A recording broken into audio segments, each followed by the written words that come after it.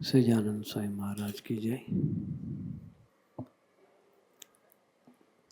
हरिप्रसाद स्वामी महाराज की जय। आत्मीय समाज की जय जय जय।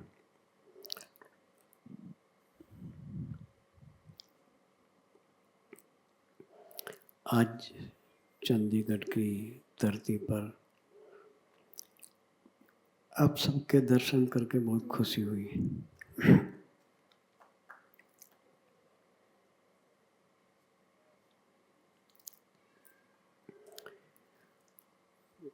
तरुण जी की वजह से हमें आज इस सत्संग का मौका मिला है।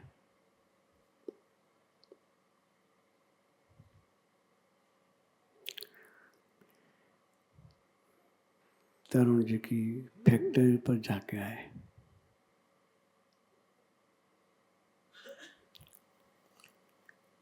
जो कपड़े धोने का डिटर्जेंट बनाते हैं, उसका रॉ मटेरियल तैयार करते हैं।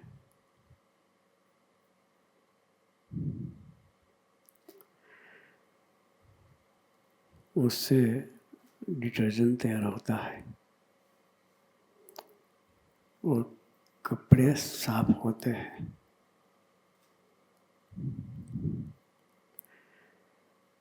कपड़े तो डिटर्जेंट से साफ हो जाएंगे। अंतर साफ करने के लिए कौन सा डिटर्जेंट मिलेगा? बाजार में बिकता है। दिल को साफ करने का डिटर्जेंट बाजार में मिलता है? नहीं मिलता।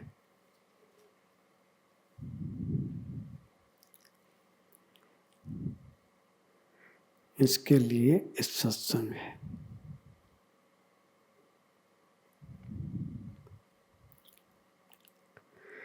हम कपड़े पहनते हैं। सुबह में स्नान करके नया कपड़ा पहनते हैं, धोया हुआ। सारा दिन पहनने के बाद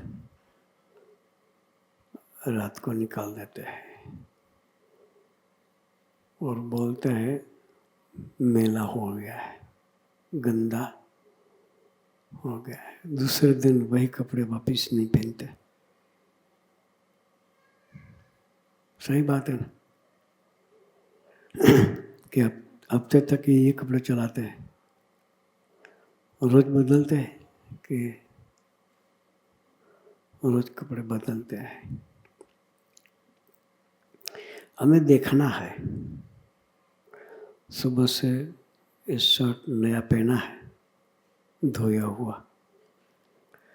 आधे घंटे के बाद देखना कब गंदा होता है, किस टाइम पे एक कपड़ा गंदा होता है, मालूम नहीं पड़ेगा। तो भी पूरा दिन पहनने के बाद दूसरे दिन पहनने का मन भी नहीं होगा।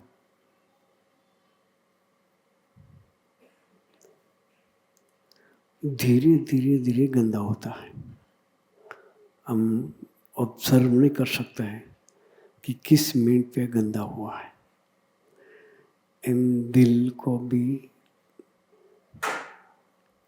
दिल के अंदर भी जो गंदगी पड़ती है वो धीरे धीरे धीरे धीरे पड़ती है,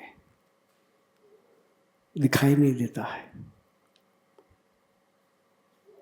वो कहाँ से आती है?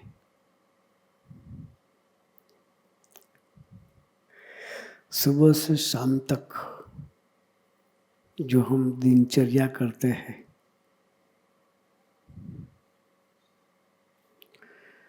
वो पूरी दिनचर्या की वजह से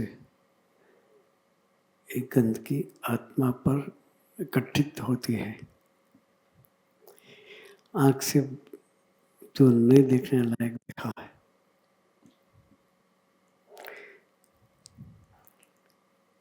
क्या देखना नहीं। वो ख्याल नहीं रहता है। कान से क्या सुनना क्या नहीं सुनना वो ख्याल नहीं रहता है। जो अयोग्य सुना है उसका प्रभाव आत्मा पर पड़ता है, गंदगी स्वरूप पड़ता है। और जीभ से खाया, क्या खाना है क्या नहीं खाना है, क्या बोलना है क्या नहीं बोलना है। जीभ है दो सेवा करती, एक खाने की और दूसरा बोलने की, डबल ड्यूटी। तो जो नहीं बोलना लायक बोल दिया तो किसी के साथ संबंध भी बिगड़ जाता है। ये जीभ का काम है। इसलिए हमें जागृत रहना है। आँख, कान और जीभ इस तन से हमारे शरीर में गंदगी गठित होती है। इसलिए ऐसे संतों के साथ मैत्री बढ़ानी चाहिए। वो हमें जागृत रखते हैं। स्कूल में नहीं पढ़ाया जाता। संस्कार की बात स्कूल में से नहीं मिलेगी। पढ़ाई के लिए स्कूल सही है, कल्चर के लिए संत चाहिए।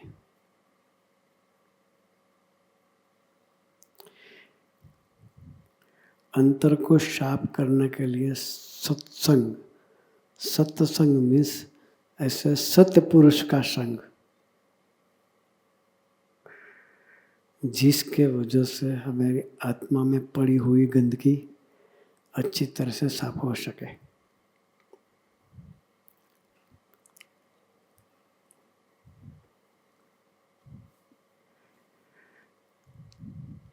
हम शायद किसी नाई के घर दुकान पे गए, नाई में समझते हैं ना, नाई बार्बर, नाई की दुकान पर गए और बोला हमें 20 किलो गेहूं चाहिए, मिलेगा? शायद अपना भाईबंद होगा तो बैठेगा, वो अब बैठ यहाँ मैं लेके आपको देता हूँ। शायद अपना भाईबंद होगा तो शायद कोई और जगह से लाके हमको दे दे, उसकी दुकान से नहीं मिलेगा। ऐसे सोने की दुकान होगी, वहाँ जाके बोलो भाई मेरा बाल थोड़ा कटवाना है, काट देंगे? तो क्या बोला, नीचे उतर, क्या बोलेगा? नीचे उतर पेशाब, ये बार्बर की दुकान नहीं है, मैं बार्बर नहीं हूँ। जिसकी दुकान में जो माल बेचता है वही दुकान से वो माल मिलता है, दूसरी दुकान पर जाने से वो माल मिलता नहीं। ऐसे संस्कार का माल सत्संग में ही मिलता है। कहाँ मिलता है? सत्संग के बिना संस्कार की बात मिलती नहीं। इसलिए सत्संग करना है। स्वामी जी महाराज के पास एक भाई साहब उसके छोटे बच्चे को लेके आए, शायद 5-6 साल का होगा, और लाके स्वामी बोला कि स्वामी जी को मत्था टेको, दंडवत प्रणाम करो, हम भी अपने बच्चों को संस्कार देने के लिए पूरा प्रयत्न करते हैं।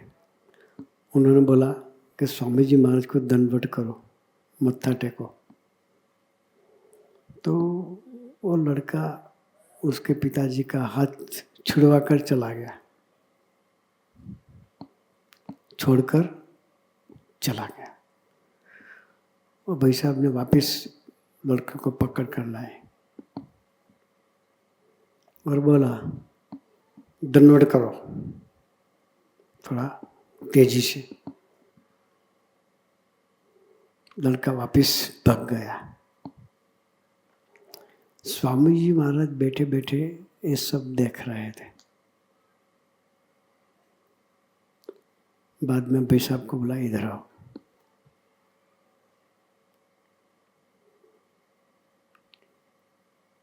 लड़के को भगवान को मत्था टिकाना है ना, दंडवत कराना है ना। जी स्वामी जी। भाग जाता है, पकड़ कर लाता हूँ तो हाथ छुड़वा कर चला जाता है।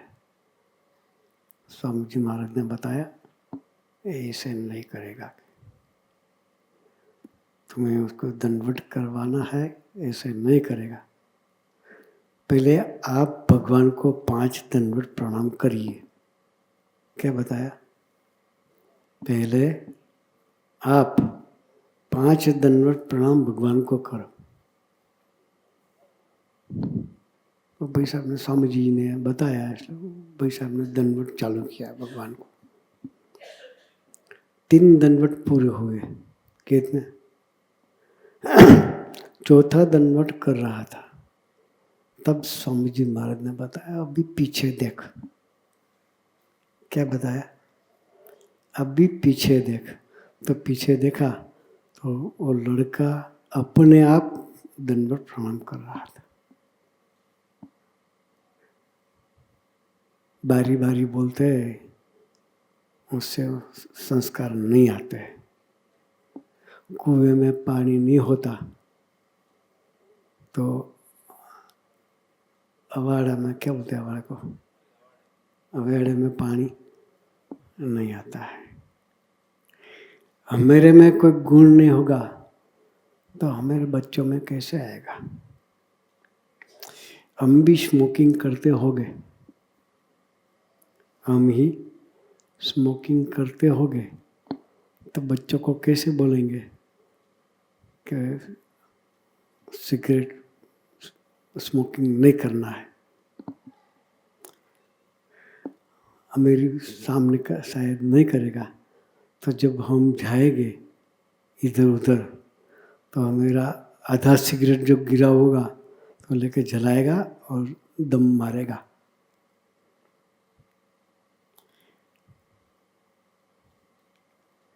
क्योंकि हम ही पीते हैं तो बच्चे सब कैसे कर। एक बार बम्बई में एक भाई साहब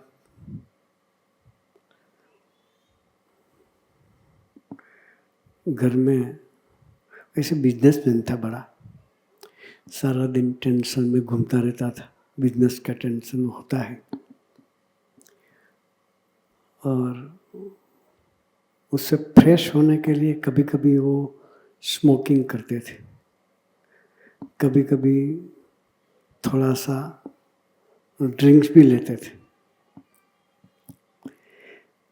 घर में स्मोकिंग करते, बाहर का टेंशन होता था। कभी कभी अपनी औरत के ऊपर गर्म होकर, गुस्से होकर नहीं बोलने लायक शब्द भी बोल देते थे। उसका एक छोटा बच्चा था, वो सब देख रहा। कि पापा की गैर हाजिरी में, एब्सेंट में, और लड़के ने एक सिगरेट उठाई। पैकेट टेबल पर ही रखते थे फादर, और जला कर लाया, एक दम लगाया। दम लगाने के बाद तुरंत उसके पापा की एंट्री हुई घर में। जो हम करते हैं, बच्चे को संस्कार कहाँ से आते हैं? हमसे आते हैं। तो बच्चे ने दम लगाया, पापा ने देख लिया और आके चोंटा लगा दिया। हम भी वही करते हैं, बच्चों को सुधारने के लिए क्या करते हैं, ऐसे चोटा लगा दिया। जैसे चोटा लगा है वैसे ही वो लड़के ने बड़ी गालियाँ दी। जो पिताजी ऑफिस पर आकर जो मिसेस को गालियाँ बोलते थे, वैसी गाल और बच्चों ने उसको डैडी को बोला। चोटा लगाने के बाद वो सोचने पड़ गया, मैं क्या करूं मेरे बच्चे को अच्छे संस्कार के लिए। अभी तो छोटा है, स्कूल भी नहीं जा रहा है, इसके संस्कार के लिए क्या करूं। मैं इतनी सारी फैक्ट्री चलाता हूँ, बिजनेस चलाता हूँ, इसके लिए संस्कार नहीं होगा तो इसका क्या होगा, मेरी प्रॉपर्टी का क्या होगा। सोच में चला गया। बाद में सोचा कि कोई अच्छी स्कूल में उसको बिठाना है, जहाँ से उसको संस्कार मिले। बम्बई तो बड़ा सिटी है, जैसे दिल्ली है ऐसा बम्बई है। कितनी बड़ी सारी स्कूलों वहाँ बम्बई में होती है। पंचगिनी में तपास किया, गई बम्बई के लड़के पंचगिनी पढ़ने के लिए जाते हैं। इसके बगल में एक भाई साहब रहता था, उसका लड़का सूरत के बगल में आत्मी विद्या मंदिर स्कूल में पढ़ रहा था।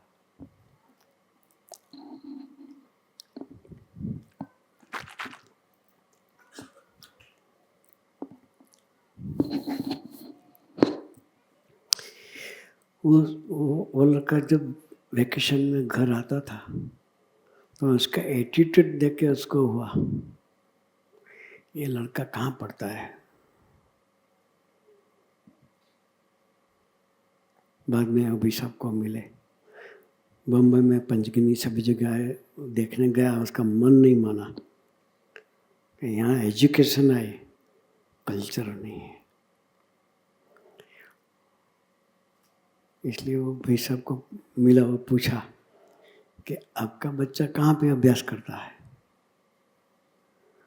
उन्होंने बताया कि मेरा बच्चा गुजरात में अभ्यास करता है। मुंबई में बड़ी बड़ी स्कूलों होने पर भी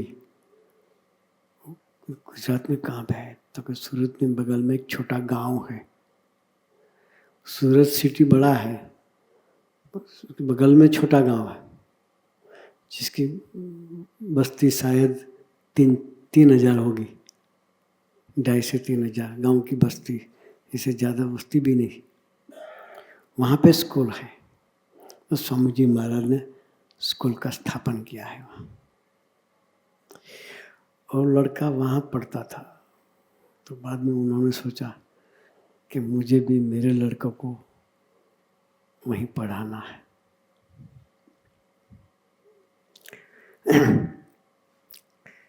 बाद में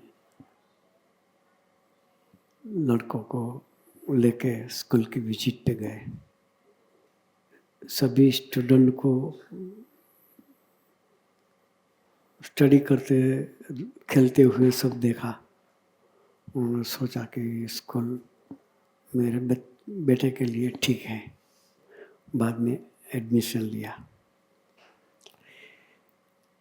1 साल स्कूल में शायद लड़का पढ़ा होगा।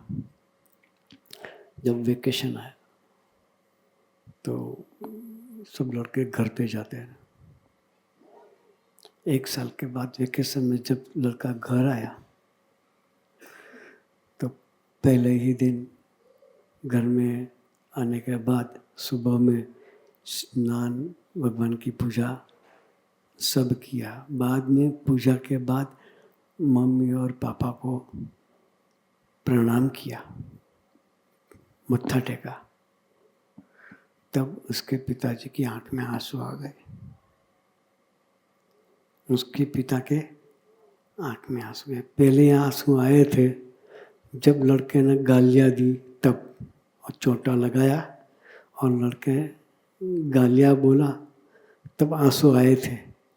वापिस 1 साल के बाद लड़के ने जब पापा को पाई लगकर स्पर्श किया तब उसकी आंख में आंसू आ गए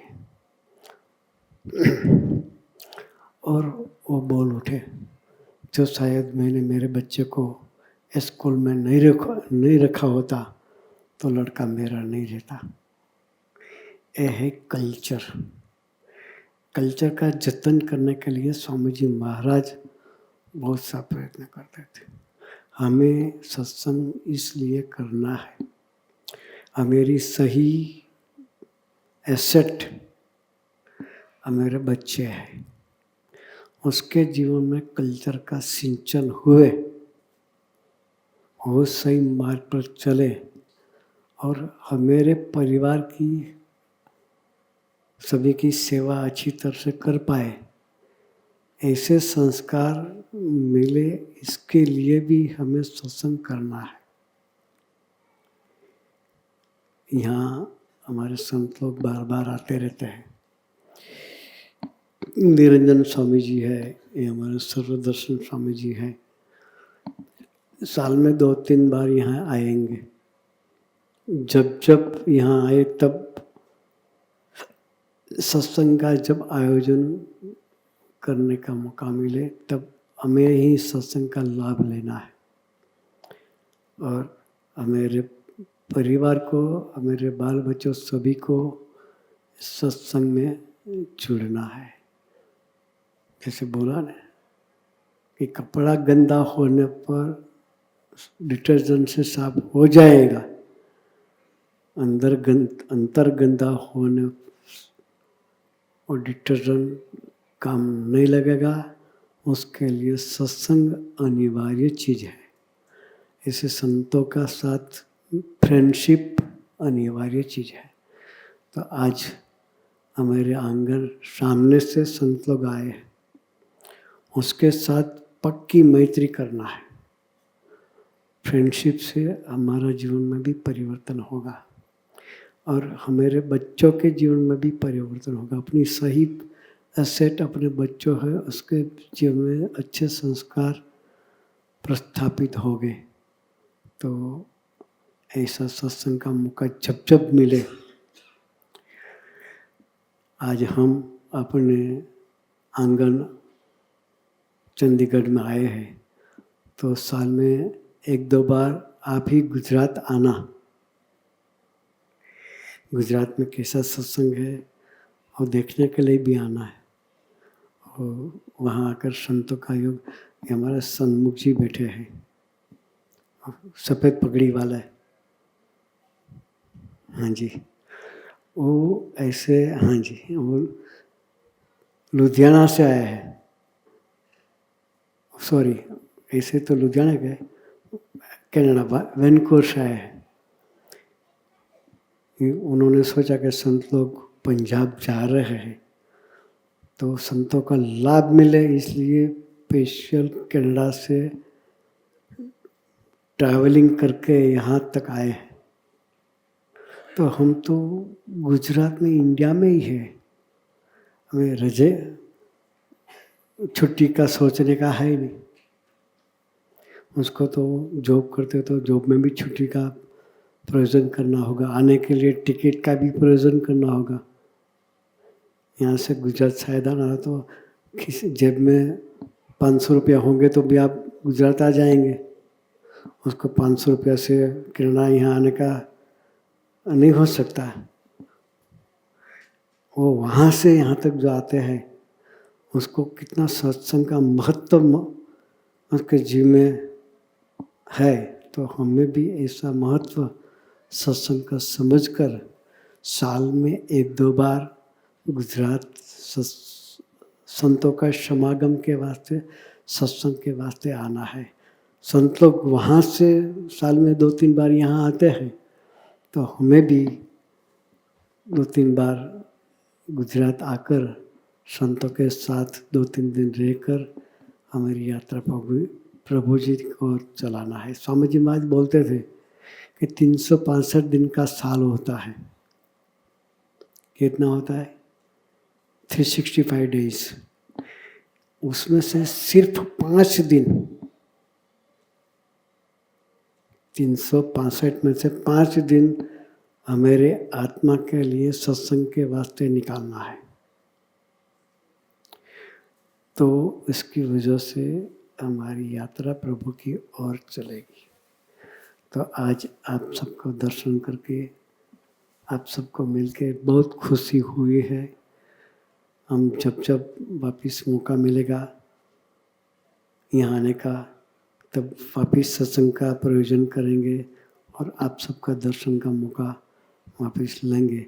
आपको भी बार बार संतों के पास जाकर सत्संग और भक्ति का लाभ लेना है। तो आज आप सबको मिलकर बहुत खुशी हुई है। बार आते रहना और हम संतों के साथ मैत्री बढ़ाते रहें, इसके लिए गुरु हरि हम सबको बल बुद्धि और शक्ति प्रदान करे। वही प्रार्थना सच्चिदानंद स्वामी महाराज की जय।